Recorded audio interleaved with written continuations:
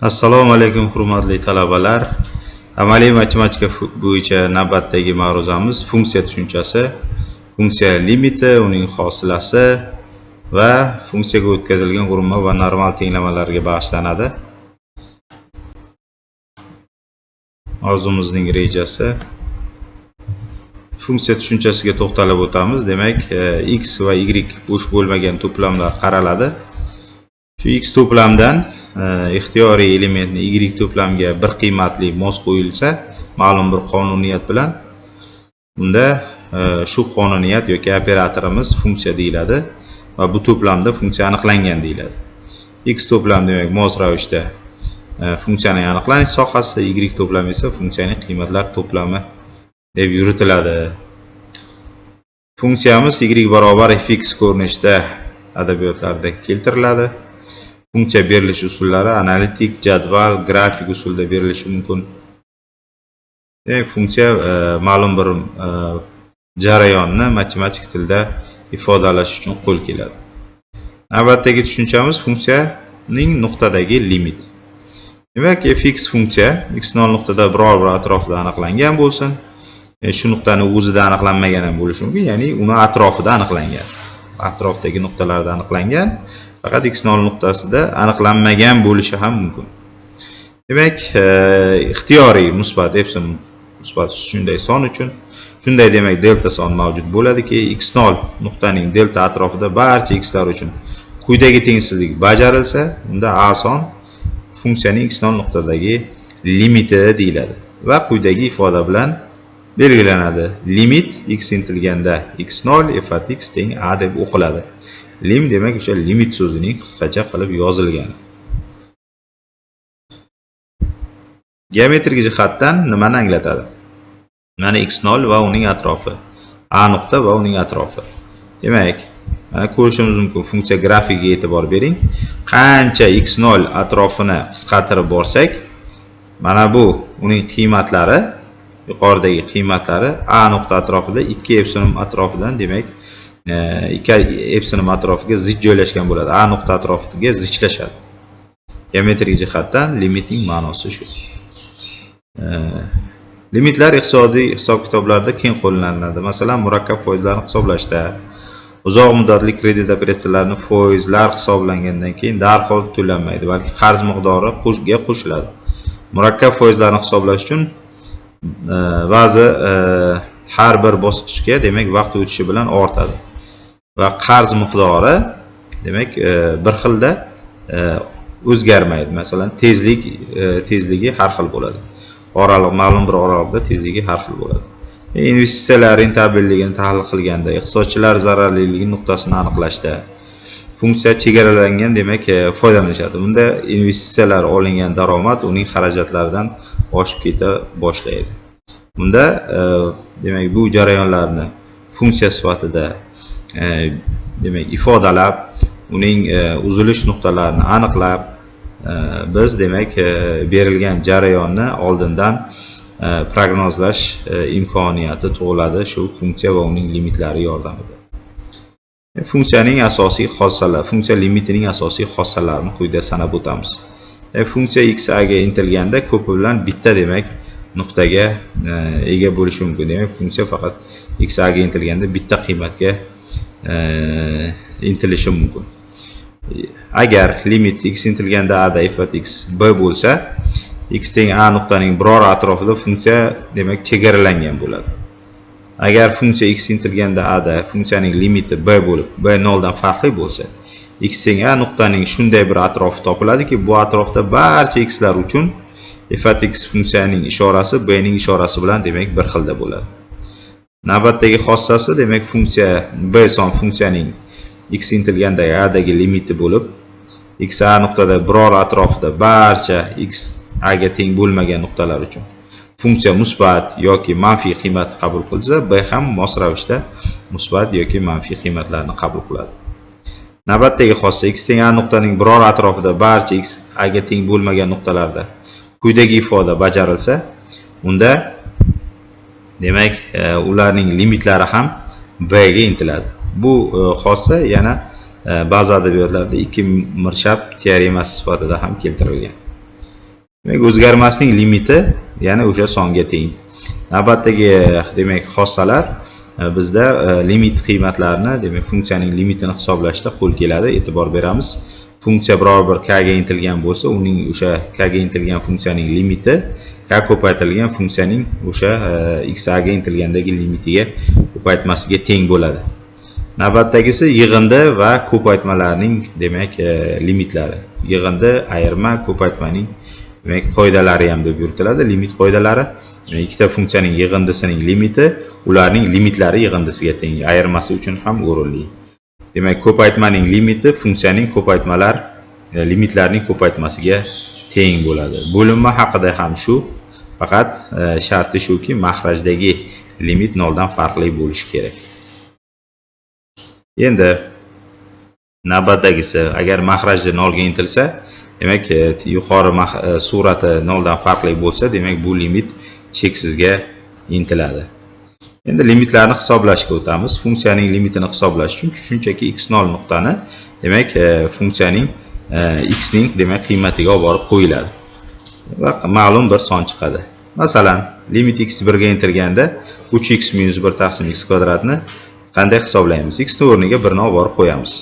Barcha x larni o'rniga 1 ni olib borib qo'yamiz. Natija mana chiqdi. Keyingi tushunchamiz demak limitlarni hisoblashda eslab qolishimiz kerak quyidagi ikkita kasrni. Ma'lum bir son konstantani 0 ga yaqin songa bo'lganda, ya'ni maxraj 0 ga intilganda, bu yerda shartli ravishda yozilgan, 0 ga bo'lishi mumkin emas. 0 ga yaqin songa bo'lganda, demak kasrning qiymati cheksizga intiladi. Yoki ma'lum bir sonni cheksizga yaqin songa, ya'ni maxraji cheksizga intilganda, kasr esa 0 ga intilishini yoki teng bo'lishini ko'rishimiz mumkin. Limitlarni hisoblashda quyidagi aniqmasliklarni kuzatishimiz mumkin.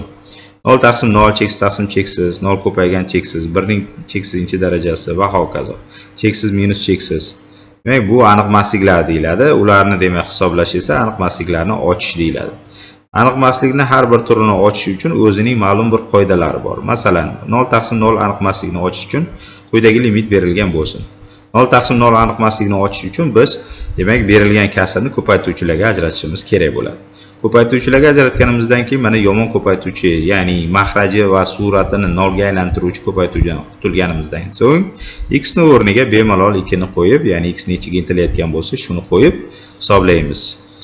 Qiymati chiqadi. 0 taqsim 0 edi, demak qiymat -9 chiqdi. Keyingi limitimizga e'tibor bersak, irratsional ifoda qatnashgan. Irratsional ifodalar qatnashgan, demak 0 taqsim 0 aniqmasligini ochish uchun ifodani avvaliga demak qo'shmasiga, irratsional ifodaning qo'shmasiga ko'paytirib bo'lish kerak bo'ladi, surat va maxrajini. Shundan so'ng irratsionaldan qutqarganimizdan so'ng bizga mana yomon ko'paytuvchi, ya'ni 0 ga aylantirib turuvchi, suratni ham maxrajni ham 0 ga aylantiruvchi ko'paytuvchidan qutulganimizdan so'ng x nechiga intilgan bo'lsa, shu qiymatni x larning o'rniga qo'yib son qiymatini hisoblanganini ko'rishimiz mumkin.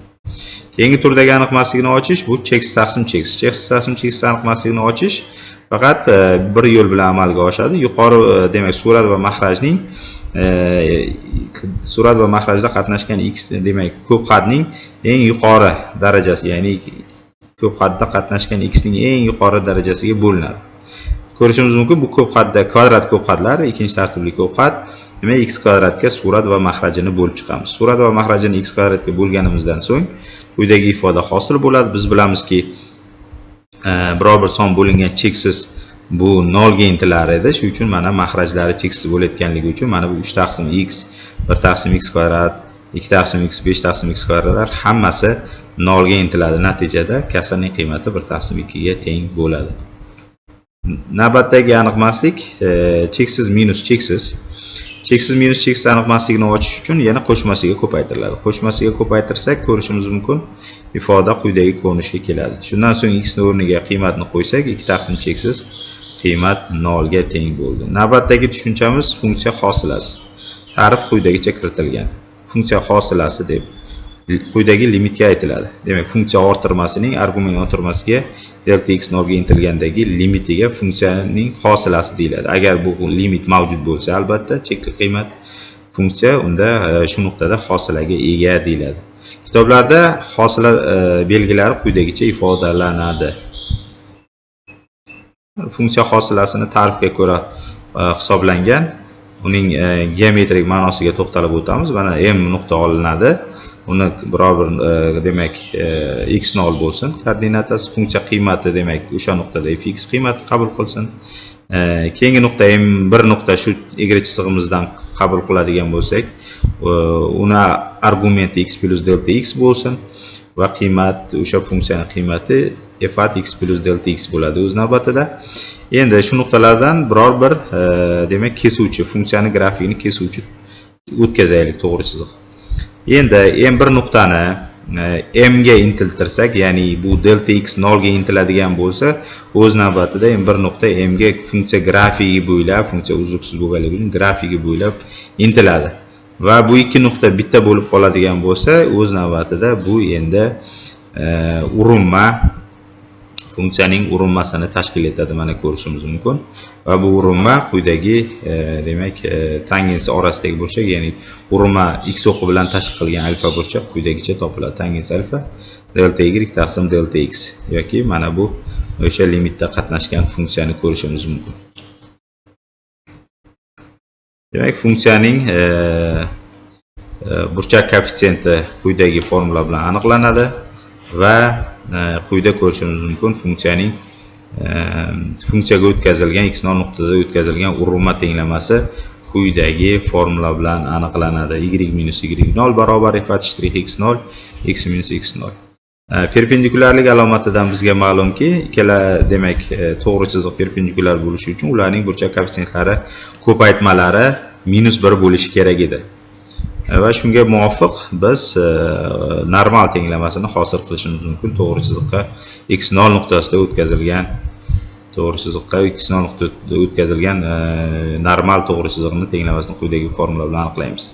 Quyida misol kelyapti. Y barobar x kvadrat demak parabola y chizig'iga ma'lum bir nuqtalardan o'tuvchi nuqtadagi urinmalar, o'g'malik burchaklarning tangenslarini topish talab etilyapti. Quyidagi demak ta'rifga ko'ra topilyapti. Albatta funksiyaning hosilalari so'ralyapti. Sinus va sinusning hosilasi demak jadvalga muvofiq bu cosinus x. Uni ta'rifga ko'ra hosilasi haqiqatdan ham cosinus x ekanligi keltirib chiqarilyapti. Quyida hosilalar jadvalini keltirib o'tamiz. Elementar funksiyalar hosilalari deyiladi. Quyidagi formulalar, bu formulalarni eslab qolish tavsiya etiladi, chunki ta'rifga har gal murojaat qilib hisoblash bizga demak qiyinchilik tug'dirishi mumkin misollarni ishlashda. Shuning uchun hosila jadvaliga demak murojaat qilib ularni ishlagan osonroq kechadi. Navbatdagi ifodamiz funksiya hosilasini hisoblash qoidalari. Konstantaning hosilasi 0, yig'indining hosilalari hosilalar yig'indisiga teng, ko'paytmaning hosilasi quyidagicha aniqlanadi. Bo'linmaning hosilasi esa quyidagi ifoda bilan aniqlanadi. Navbatdagi demak murakkab funksiya hosilasiga misol keltiramiz. Mana berildi funksiya. Demak kosinus argumenti x emas, jadvalga ko'ra hosil ola olmaymiz. Argumentda nima kelyapti? ln kvadrat, lnning demak 12-chi logaritm, natural logaritm 12-chi darajada kelyapti. Bu murakkab funksiyadan hosila olish uchun funksiyaning o'zidan avvalambor va uning argumentidan hosila olish talab etiladi.